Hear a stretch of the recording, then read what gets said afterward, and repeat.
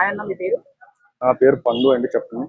అప్పుడు పిఠాపురంలో వర్మ గారి వల్ల పవన్ కళ్యాణ్ అనే వ్యక్తి గెలవలేదని చెప్పి మొన్న నాగబాబు గారు చెప్పినట్టు ఇప్పుడు సోషల్ మీడియా అంతా వైరల్ అవుతుంది. యాక్చువల్గా ఆయన చెప్పింది ఏంటంటే యాక్చువల్గా యాక్చువల్గా ఆయన చెప్పింది ఏంటంటే అందరి వల్ల గెలిచారు, కానీ వర్మ గారు అనే పేరు ఎత్తలేదు. కానీ ఇప్పుడు అంతా కూడా సోషల్ మీడియా అంతా పెద్ద కాంట్రవర్సీగా తయారవుతుంది. అసలు దాని మీద మీ ఒపీనియన్ ఏంటన్నా? ఆయన మాట్లాడిన దాని మీద, నాగబాబు గారు మాట్లాడిన నాగబాబు గారు మాట్లాడిన దాంట్లో తప్పు లేదండి. ఎందుకంటే నాగబాబు గారు కానీ మెగా ఫ్యామిలీ కానీ వాళ్ళు వాళ్ళకి ఏమి సంబంధం లేకపోయినా వాళ్ళకి ఏదో సాయం చేస్తూ ఉంటారు ఎవరికైనా సరే. మెగా ఫ్యామిలీ కానీ లేకపోతే పవన్ కళ్యాణ్ గారు కానీ. నాగబాబు గారు ఇప్పుడు ఎందుకని అలా అన్నారంటే, కొంతమంది టీడీపీ కార్యకర్తలు, కొంతమంది టీడీపీ సోషల్ మీడియా ఏం చేస్తుందంటే ఇప్పుడు వ్యక్తిగతంగా పవన్ కళ్యాణ్ గారిని టార్గెట్ చేస్తున్నారు, జనసేన పార్టీని. గ్రౌండ్ లెవెల్లో వర్మ గారి అనుచరులు ఎవరైతే ఉన్నారో వాళ్ళంతా జనసేన పార్టీని టార్గెట్ చేసి కొంచెం ఇమేజ్ ని తగ్గించేటట్టు మాట్లాడుతూ ఉన్నారు. దాని గురించి అలా నాగబాబు గారు రియాక్ట్ అయ్యారు తప్ప, ఇప్పుడు ఎమ్మెల్సీ అనేది వర్మ గారికి టీడీపీ ఇవ్వాలి. ఇవ్వకపోతే జనసేనకి దానికి సంబంధం ఏంటంటే, ఒకసారి జనసేనకి దానికి సంబంధం లేదు కదా. దాన్ని జనసేన పార్టీ మీద రుద్దటం, పవన్ కళ్యాణ్ గారిని తక్కువ చేసి మాట్లాడటం అనేది కరెక్ట్ కాదు. ఆ విధంగా నాగబాబు గారు రియాక్ట్ అయ్యారు. ఓకే, అంటే ఇప్పుడు కావాలనే వర్మకి రావాల్సిన ఎమ్మెల్సీని పవన్ కళ్యాణ్ కానీ నాగబాబు కానీ అడ్డుపడుతున్నారు చంద్రబాబు నాయుడు దగ్గర అని చెప్తున్నారు.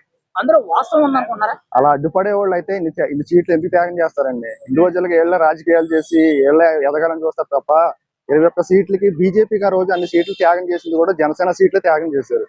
టీడీపీ గవర్నమెంట్ ఏం త్యాగం చేస్తుందా ఏంటి? 21 సీట్లు చేసుకున్నారు. ఇదంతా దేని గురించి చేశారు? రాష్ట్రం బాగుండాలి, రాష్ట్ర ప్రయోజనాల కోసం చేశారు. అయితే ఈ రోజు ఏదో వర్మ గారి సీట్ ఎందుకు ఆప్ చేస్తారండి? ఎందుకు వచ్చిన మాటలు ఇవన్నీ? కావాలని ఏంటంటే పవన్ కళ్యాణ్ గారి మీద బురద జల్లాలి, జనసేన పార్టీ మీద బురద జల్లాలి. ఇది అంతే తప్ప ఇంతకు మించి ఏం లేదండి. ఇప్పటి వరకు కూడా రాష్ట్రంలో పిఠాపురం అంటే పెద్దగా తెలిసేది కాదు, కానీ పవన్ కళ్యాణ్ ఎప్పుడైతే నామినేషన్ వేసాడో, ఆ సీట్ నుండి పోటీ చేస్తానో అప్పటి నుంచి కూడా పిఠాపురం అంతా కూడా స్టేట్ లెవెల్లో వినిపిస్తుంది. ఖచ్చితంగా అభివృద్ధి పరంగా ఒక అడుగు ఎదరకుందానంటారా? ఈ పేరు పరంగా కానీ అభివృద్ధి పరంగా కానీ పిఠాపురం అనేది ఇప్పుడు పాలన స్టార్ట్ అయ్యి దగ్గర 1 ఇయర్ కావస్తుందండి.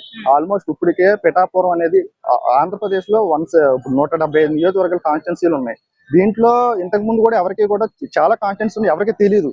పిఠాపురం అనేది ఏంటంటే ఇప్పుడు మనకే ఢిల్లీ నుంచి గల్లీ వరకు అందరికీ తెలిసింది. అది కేవలం ఏంటంటే పవన్ కళ్యాణ్ గారి వల్ల. అందు గురించి ఏంటంటే ఇప్పుడు ఆల్మోస్ట్ అభివృద్ధి చెందుతుంది. ఇంకా మనం ఒక 2-3 సంవత్సరాల తర్వాత ఆటోమేటిక్ ఇంకా చాలా అభివృద్ధి చాలా చెప్పారు కళ్యాణ్ గారు. నేను పని చేసుకుంటే వెళ్తా, ఆ అభివృద్ధి ఎలా అని మొత్తం దేశం మొత్తం పిఠాపురం వరకు చూసేలా నేను చేస్తానేసి అన్నారు. అదే విధంగా అభివృద్ధి చెందిద్ది, చేయగలుగుతారు, చేస్తారు కూడా ఆయన. కొంతవరకు ఏమైనా బెటర్ గా అనిపించింది? చాలా బెటర్ అండి, చాలా బెటర్. ఇంతకు ముందు ఇప్పుడు రోడ్లు వేస్తున్నారు, డ్రైనేజీలు వేస్తున్నారు, స్కూల్లో చాలా మట్టికి కొన్ని ఉన్నాయి, అన్ని చేశారు. ఇంకా చెయ్యాలి. డంపింగ్ యార్డ్ సమస్యలు ఉంటే అవి కూడా తీర్చారు. చాలా చేసుకుంటూ వెళ్తున్నారు. ఇంకా 2-3 ఇయర్స్ లో ఇంకా మనకి చేసిన అభివృద్ధి అనేది బాగా కనిపిస్తుంది. అన్నప్పుడు నాగబాబు గారికి ఎమ్మెల్యే కోటాలో ఎమ్మెల్సీ ఇస్తున్నారు. ఆ ఎమ్మెల్సీ పదవి అనేది దొడ్డుదారిని వస్తుందని చెప్పి సోషల్ మీడియాలో అంతా ప్రచారం జరుగుతుంది. ఒక ఓటర్ గా మీ ఒపీనియన్ ఏంటి?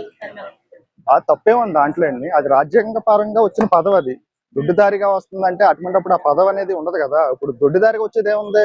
ఇప్పుడు నిడదవోలు సీట్ లో నాగబాబు గారు కంటెస్ట్ చేయాలి యాక్చువల్లీ చెప్పాలంటే. ఆ సీటు త్యాగం చేశారు.